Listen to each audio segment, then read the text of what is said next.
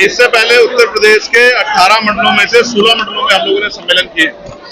ये 17वां सम्मेलन है और इसके बाद आखिरी सम्मेलन इलाहाबाद में है। ये नीचे कर लो 12 अक्टूबर को।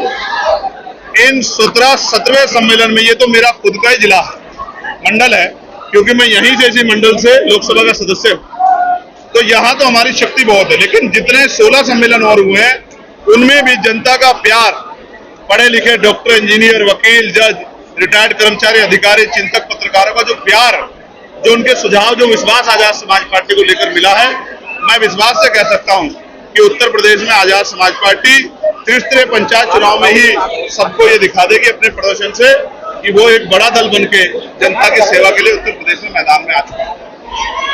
ये सम्मेलन जब खत्म हो जाएंगे इसके बाद दूसरा कार्यक्रम बना के आप पूरे, जब तक विधानसभा का चुनाव नहीं होता हम लोग मैदान में रहेंगे, गली गली गांव गांव जाके लोगों को जागरूक करने का काम करेंगे, भाईचारा बनाएंगे और जनमत तैयार करेंगे, जिससे हमारे गरीब लोगों पे जो जुल्म जाते हैं, अत्याचार हो रहा है वो खत्म। आज किसान परेशान है, डीएपी और यूरिया की किस तरह किल्लत है सब आपके सामने है। आज पढ़ा लिखा नौजवान परेशान है, ना नौकरी है ना रोजगार, और जो भर्ती आती है उसमें घोटाला हो जाता है, चाहे 69 शिक्षक भर्ती है, कोई और भर्ती हो, पुलिस की भर्ती हो। आज महिलाओं पे, बहन बेटियों पे अन्य अत्याचार हो रहे हैं। अभी अम्बेडकर नगर की घटना मेरे सामने आई, मैंने परिवार से बात किया, वहां 17 साल की बच्ची को कल दिन के उजाले में मार दिया गया। तमाम तरह की घटनाएं इस बात का सबूत है कि उत्तर प्रदेश में जंगल राज चल रहा है और जनता इस जंगल राज को खत्म करना चाहती है। इसके लिए आजाद समाज पार्टी और उसके कार्यकर्ता, भीम आर्मी कार्यकर्ता, पदाधिकारी दिन रात मेहनत कर रहे हैं। बरेली को लेकर चंद्रशेखर जी, बरेली में जो अन्याय हुआ, मेरा सबसे बड़ा सवाल यह है कि एक प्रदेश में 2 कानून कैसे हो सकते हैं। हमें बरेली की घटना को भी देखना चाहिए और हमें फतेहपुर की घटना को भी देखना चाहिए। कुछ दिन पहले बरेली घटना हुई जहां शांतिप्रिय तौर से लोग प्रोटेस्ट करने आए। पुलिस अगर चाहती तो उनको प्यार से समझा सकती थी, उनकी बात को सुन सकती थी, और ये ना समझाए गए ना बुझाए गए, उन पे लाठीचार्ज कर दी गई, छोटे छोटे बच्चों को पिटा गया, निर्दोष लोगों को जेल भेजा गया, 2000 लोगों मुकदमा हुआ।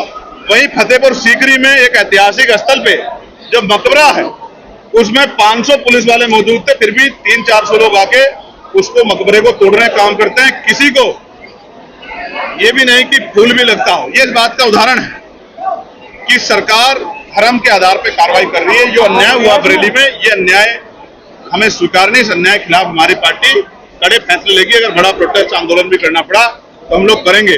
लेकिन मैं ये पूछना चाहता हूं उत्तर प्रदेश सरकार से कि आई लव मोहम्मद के अगेंस्ट में आई लव महादेव क्यों?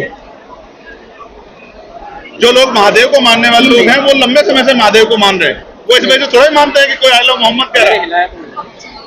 आप समझने का प्रयास कीजिए, आई लव मोहम्मद का मतलब क्या है, इस अंग्रेजी वर्ड का हिंदी मीनिंग क्या है कि मैं मोहम्मद से प्यार करता हूं। इससे किसी को आपत्ति कैसे हो सकती है, किस आधार पे हो सकती है, ये क्राइम कहां से हो सकता है? लेकिन सरकार ने इसको क्राइम बना दिया। कोई अगर ये लफ्ज लिख के अगर कोई पेपर आदमी पकड़ ले रहा है तो पुलिस उसके साथ इस तरह का व्यवहार कर रही है जैसे वो कोई क्रिमिनल हो, जैसे वो कोई अपराधी हो। ये जो गैर बराबरी है, क्योंकि भारतीय संविधान धर्मनिरपेक्षता की बात करता है, धार्मिक आजादी देता है। जो मोहम्मद से प्यार करता है वो आई लव मोहम्मद लिख रहे हैं, जो महादेव से प्यार करते हैं वो आई लव महादेव लिख रहे हैं, जो बुद्ध से प्यार करते हैं वो आई लव बुद्ध लिख रहे हैं, तमाम जो जैन से प्यार, जो महावीर जैन जी से प्यार करते हैं वो आई लव महावीर जैन लिख रहे हैं। किसी को तकलीफ क्यों होनी चाहिए?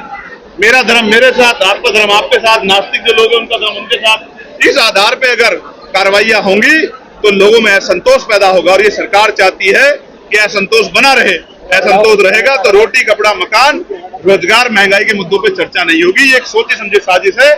जनता को समझदार बनना पड़ेगा और समझदारी के साथ आगे के फैसले लेने पड़ेंगे।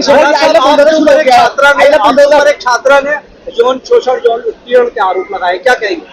मैं कोर्ट में हूँ, शायद आप देखते नहीं, जो मामले कोर्ट में चलते हैं उन पे टिप्पणी करने का अधिकार नहीं होता। हालांकि मीडिया को जागरूक रहना चाहिए कौन सा मामला कोर्ट में है, कौन सा मामला कोर्ट से बाहर। वोट चोरी को लेकर के कांग्रेस लगातार हमलावर है, आजाद समाज पार्टी का क्या स्टैंड है? क्या वोट चोरी मानते हैं और क्या इस पे स्टैंड लिया जाए? नहीं, जो तथ्य रखे गए हैं वो तथ्य स्पष्ट करते हैं। एक कमरे में 3 मकानों के 4,700 कुछ वोट मिल रहे हैं।